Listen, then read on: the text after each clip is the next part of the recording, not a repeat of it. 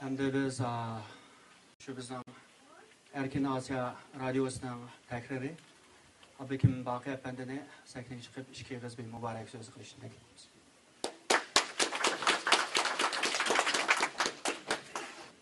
Salam emanlağa biraz tesadüf yapıp kaldı.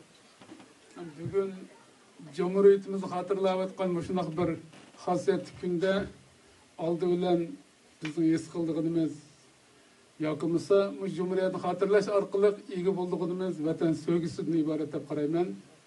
Meyli bizdek saqılıq aq kirgenler bolsun, meyli emdi ömürlep jürgen ballarımız bolsun. Hemimiz birli maqsad üçün yana vatan söygüsü üçün bu yerga toplanıp o'tirdik. Ecdatlarımızın an'analarini eslavatımız, şirin, çıraylık küllerini eslavatımız, bugünkü tatvatkan dert azaplarımızını şikayet kıvatımız.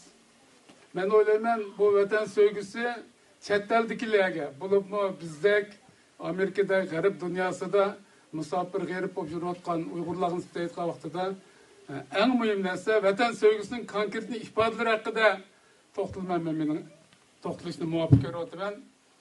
Vatan söygüsü menimcha oldi bilan iymon deb ifodalandi. Biz ajdodlarimizdan hozir qadar pok bir iymon bilan yashab kelgan ekanmiz. Oiladan tortib ishimizgacha, harakatimizdan tortib so'zimizgacha, xiyolimizdan tortib ideyamizgacha hammasida iymonimizni yutamsakla biz vatan söygüsünü qalbimizda yaxshi saqlay olamiz deb o'ylayman. Albatta vatan söymekning o'zi iymon jumlasidan. İkincisi vatan söyleganning ifodasi, en konkret ifodasi dushmanga bo'lgan nafrat ifodalandi. Dushmanimiz Xitoy ve Xitoy g'olchilari. Hozir ishimizda yiqib yurgan asıl g'olg'ul so'zlar bor. Xitoyning bir g'olchisi Muzaffar keldi ketdi deb anglayapmiz. Ben anlagan bas münazirlarning o'zini qaraganda xalqimizning bulupmu Amerika'daki qarindoshlarimizni irodasi nihoyat yuksak hushyor bo'libdi. Kambay turib, hamma odam tayyorlik qilishga boshladi, g'azablanishga boshladi, nafratlanishga boshladi. Uningga kulib boquvchilar, o'g'irlash ko'rishaychi deganlarmi buning pushqaqqa mümkindi. Ya'ni xalqimizda dushmanga nisbatan nafrat mushunda konkretni bo'lish kerak deb o'ylayman. Hamda dushman Xitoy. Xitoy hozir bizga mavhum. Çünkü elçixonasini ko'rib temaga tukagan bilan ikki tal tashatolmaymiz. Endi Xitoyga bo'lgan o'chmanlikni, ya'ni dushmanga bo'lgan nafratni ifodalaydigan eng oddiy ifodamiz nima? Dushmanning butun xalqimizga solayotgan zulmini chet elda boshqa davlatlarga, boshqa xalqlarga anglatib ularni ta'sirlantirish bilan birlikda yana o'zimizga, o'z xalqimizga, o'z farzandlarimizga, o'z avlodlarimizga anglatib ularning qalbida shu vatan söygüsünü yetildirdigan, dushmanga nafrat bildirdigan bir ruhni yetildirish. Bugungi televiziyamiz menimcha shu maqsadda qurildi. Endi buning Uyg'ur tilida chiqishi demak bizning o'zimizning tarbiyalashimiz uchun yaxshi bir qurol deb qarayman.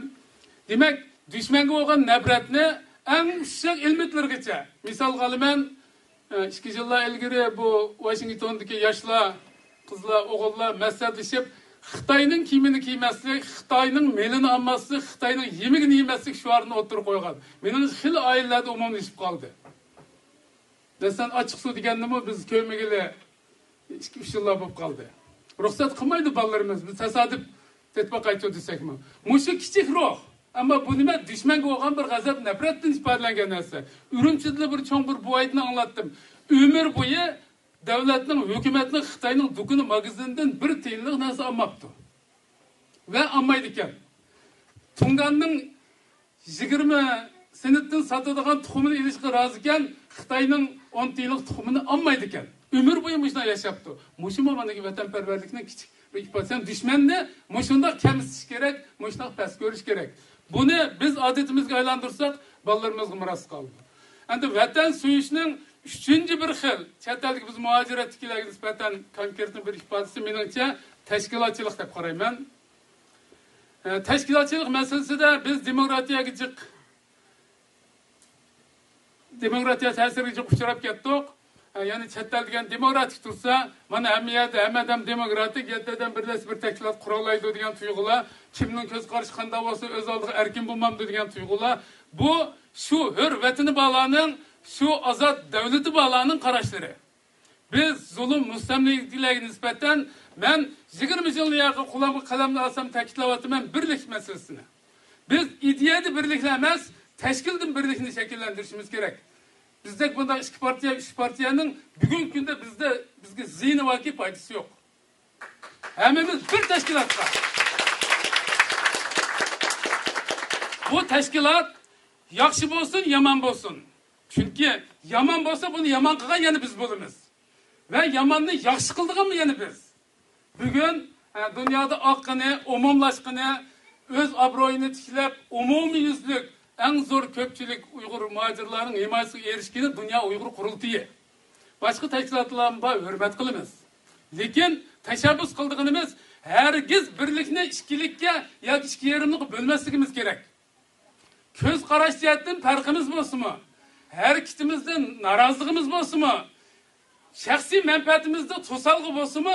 Men vatanimni azat üçün, vatanni suyuş üçün, vatanimning kelgüsü üçün töp koşman deydiken men birlik avaz bilen, birlik hareket bilen oturga çıkışım gerek deganni avval qalbimizga, yuragimizga tengishimiz gerek. Çünkü her qanday devlet evvel bizning o'xshamagan fikrlarimizga quloq soladi. Tashkiliy jihatga uyushishimizga, ideyaviy jihatga birlik kelishimizga diqqat qiladi. Anandan keyin sana hissashlik qiladi. Buni 20 yilning yaqin davlatlar bilan, yani tashkilotlarimizning qilayotgan muomalalarini aniq ko'rdik. Demakchi men xulosaga vaqtida demek bütün Uygurlar vatanı suyman deydiganmiz bir teşkilatga uyushayli. Bu birlikni saqlayli ve bu birlik orqali vatan sevgisini ifodalaymiz deymiz. Ahirda bir qo'shib qo'ydiganim vatan sevgisining yana bir konkret ifodasi oilada. Oilada bir ailening boshlig'i yoki otasi bo'lgan odamning mas'uliyatida boshlanishi. Yani demakchi men bir ailening inoqligi, bir ailede farzandlarga ilib berilgan terbiye, yakımız atanın ülgü buluşu, bu vaqt kelgan vaqtida ilki tashkilotni mi, yakımız umumiy muhaciratki cho'ng guruhni mi ve bir millatning mi xarakterini, sifatini belgilab qo'ydigan konkret omil bo'lib qoldi. Chunki bir ailening ichida imoniy aqida bo'lmasa nima bo'ladi? Bir ailening ichida dadasi aroq ichsa, nesh cheksa, balasi nima bo'ldi? Bir ailede dadasi talat yugurib yursa, öydeki mesuliyetini üstüge alamazsa ne buludu? Ay Allah'ım kudu şunun koksaş. Yani ailede, minin muşu bir aile, minin bir vatinim. Vatinimnin tuncu notusu muşu. Bunu kançilik peplep, yani ayalını kançilik kadirlep, balını kançilik kadirlep, şunun da aklımızını mı acırtıp, vaktimizni mi acırtıp, pulumuzni mi acırtıp, terbiyeliysek, yitekliysek, bu balıdan, bu xotundan, yakımsı ailelik, bu erden ümit var. Yani vatan milletin suyuş için. Eğer bu noktada sel qarab qo'ysak, o vatan bir yoqda qilib, sotquchilar birdigan chiqdi. Ko'ngilsizliklar bo'ldi, baxtsizliklar bo'ldi. Demak, vatan suyish uchun oilaning so'yi demakchi men oxirida hammalarning oilasiga baxt tilayman.